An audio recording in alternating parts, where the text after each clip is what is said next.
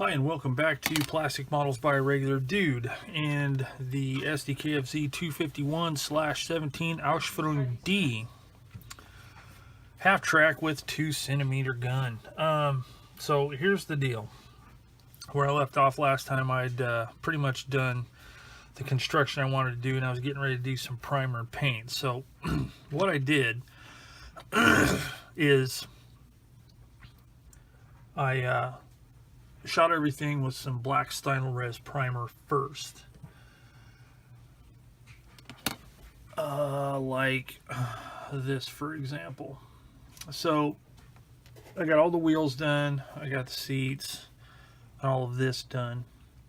And then I sprayed the inside of the upper portion. And I did all that so, you know, I can do some painting, a little bit of weathering, chipping, stuff like that. Put the parts together, then I can, you know, close the opening off in the upper part and do the painting on the outside, etc. So here's what I did. I primed it with the black SdKfz first, and then I mixed up a batch of red oxide-ish paint to simulate, you know, the actual primer of the vehicle. Now, the reason I didn't, I could have gotten some SdKfz in the red oxide, but I didn't want to wait for it to show up. So, and that was the only thing I needed, and I hate buying just one thing like that and paying the shipping for it, because the shipping generally is the same regardless if you order one bottle or 5 bottles or whatever.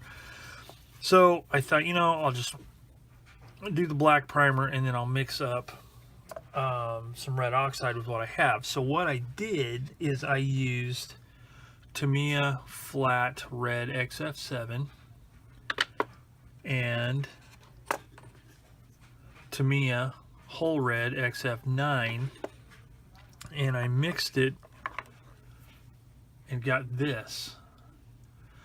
What I did is I used 6 parts of the red and 4 parts of the whole red and came up with this color.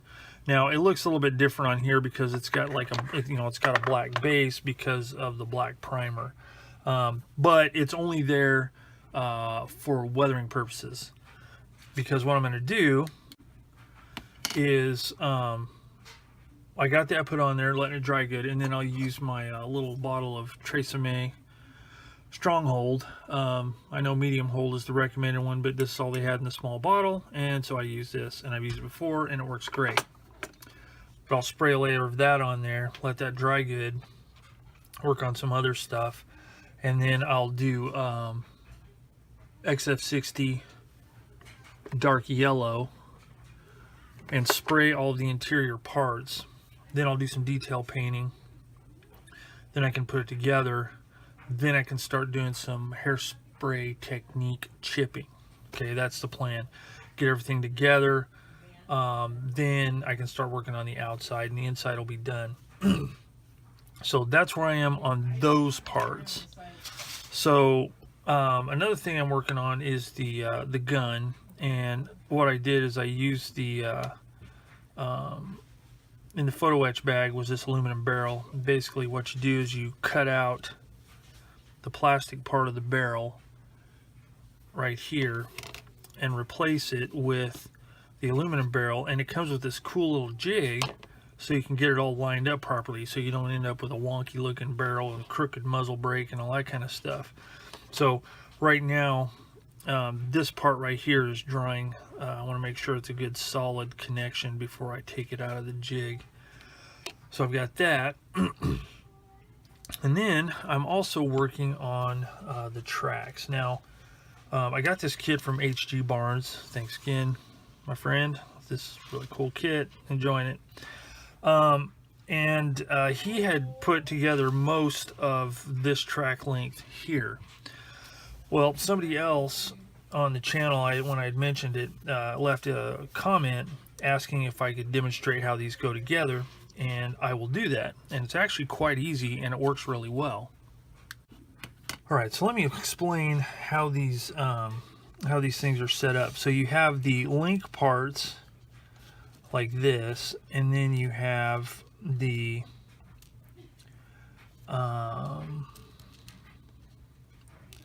the track pads. Now there are two different track pads you can use. There's this one here, E11, which I'm assuming is the rubber type, and then there's the metal type with the cleats on it. Now I'm not sure if these are metal or not. I'm gonna have to check that out before I do my painting and all that kind of stuff. But I think it's a rubber track pad, but I'll make sure. But anyway, they both assemble exactly the same. It's just one part's different. So the way they're set up is this. Oops. As you can see, on here, there are, let me see if I can do this where you can see it. There we go. There are two pins here and here, okay? The way it works is they go on this piece here. Whoops. There is a place for those pins to go, here and here, okay? So the first thing you do is these slot together like whoops, try it again. Fits together like that, okay? Once you do that, then you take this part here. Now let me show you that there is a front and a back to those, and you want to make sure that you get them correct, because if not, they won't fit together right. So this link is together like that. Okay, so you have 3 pins, 2 here that are close to one side of the block, and then this one right here in the middle. Okay, so what you want to do, the middle one goes in that hole right there. The other 2 fill these cavities right here where the pins are, and you want to make sure that you have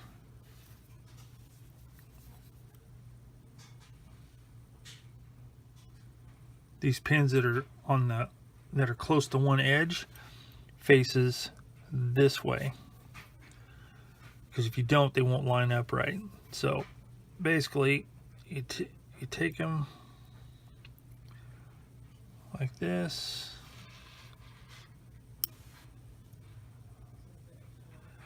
Fits right there like that.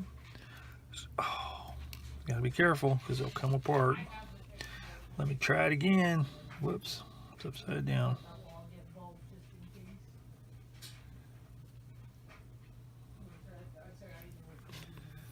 Okay, and then grab it.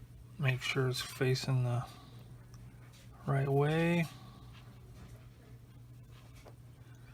Okay, and then if you're careful, you can use Tamiya extra thin and just touch it right there. Make sure you get the excess off. You don't want a whole lot in there, and touch it right there.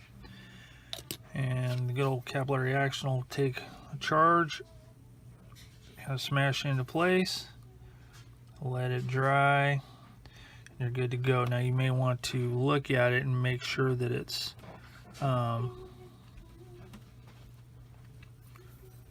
that the track is perpendicular, or the track pad is perpendicular to the tracks. Okay, just like that. And that's all there is to it. You just go down the line, put them together. Now the track does, or the kit does also come with easy tracks, which is basically the same thing, but you would be gluing these together, I think, and I'm not sure that they would be yeah, they wouldn't be workable, because the track pad glues right where the pins go. So, you know, it'd be just like regular magic tracks. You'd want to glue them together and then, you know, loop them around, shape them and all that kind of stuff, and then maybe add some more glue to reinforce it. But that's that. Now I also have, and I thought about using them because they're actually kind of nice and they're a whole lot less hassle, are these AFV Club SdKfz 251 and SdKfz 11 tracks,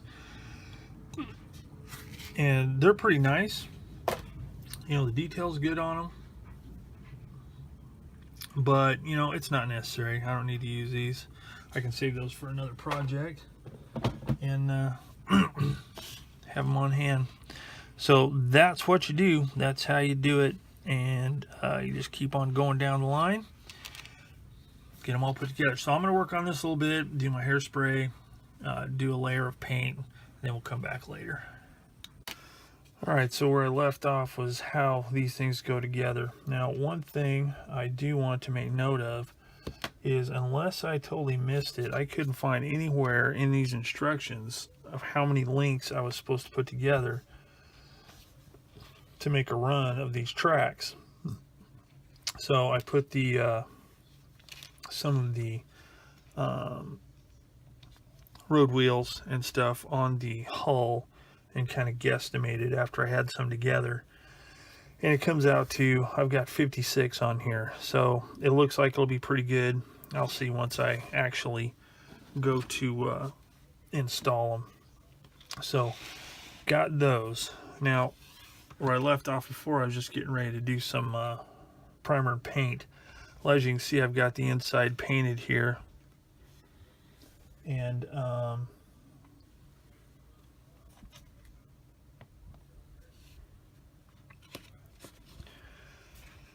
I've got the inside painted, some weathering, chipping, stuff like that done. I'm going to do more inside of here, but I just mainly did like the chipping and a little bit of chipping on the diamond plate, or whatever you call it, the texture on the bottom here. Did the detail painting. I don't know how well you can see inside of there, but that's all done. So I went ahead and put the whole parts together, and the way I did it is, I glued this plate onto this main top part here. When I glued the sides, I just went around carefully doing one part at a time, let it set up, do the next part, the next part, the next part, and it all came out really straight and really lined up. So it went together well. Just takes a little time, takes a little forethought. I like to work in segments. When I put the bottoms on, I think I mentioned in an earlier video how it fits together and kind of clicks into place. So that all went together really well. And then when I went to put this top on, I put this front plate on first, got that in position, glued that. Then I did the sides, and once I had that part glued on, I put the back plate on, made sure that was all lined up, glued that, sanded these corners to make them all nice and smooth. Then I did the sides and the fenders. So that is all together. I also did the gun, and that was a real job. There are a lot of small parts, and it's really tricky to get them all lined up and everything else. You have to pay attention which parts you use according to which one of the gun shields you're going to use and stuff like that. So anyway, it's all together. So basically all of the components have been assembled and are ready for paint. So I'm going to end this video here, and the next time I come back, I'll have some primer and start working on some paint and everything else. So as always, thanks for watching my video here on Plastic Models by a Regular Dude. If you have any questions, comments, suggestions on this particular kit, if you've built it, please notify me down in the comments below so I can see what you have to say. So until next time, thanks for joining me here, and I will see you all later.